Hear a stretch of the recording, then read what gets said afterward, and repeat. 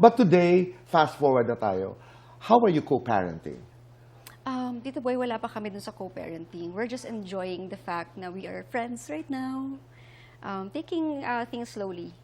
Oo. A day at a time, one step at a time. Ika One nga. step at a time. Pero ang dami na namin mga posts na nakikita. Halimbawa, bonding moments Yes. sa Cebu. Yes. Ano pa ang hindi namin alam? Oo. Ang Kasi ang hindi nyo ganda alam? the messaging between, the messages between Pao and John. Mhm. Siguro hindi nyo alam, mas madalas talaga sila mag-message ngayon.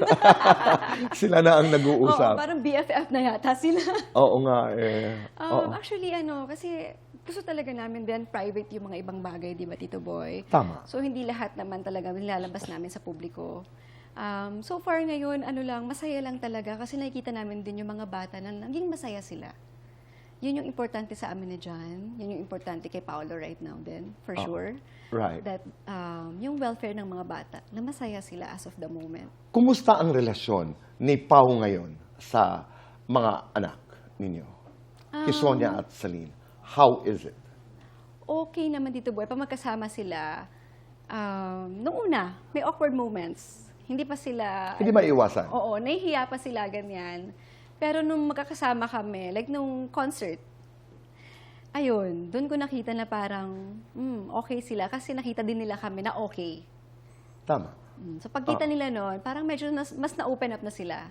Parang na-loosen up sila, ganon. Oo.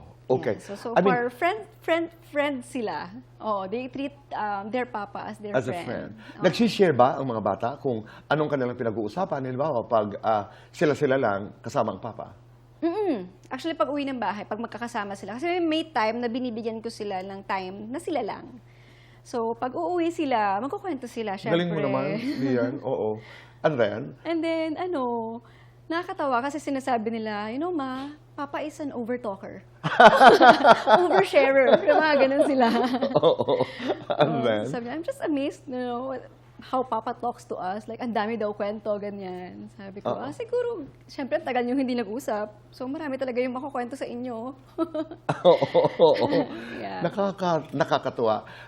Kahapon I was talking to some friends dito rin sa Fast Talk. Sabi ko, pag nasa kalagitnaan talaga tayo ng problema, hindi mo iniisip that there is an end to even problems. Yes. At parati mong sinasabi, work ito ni God.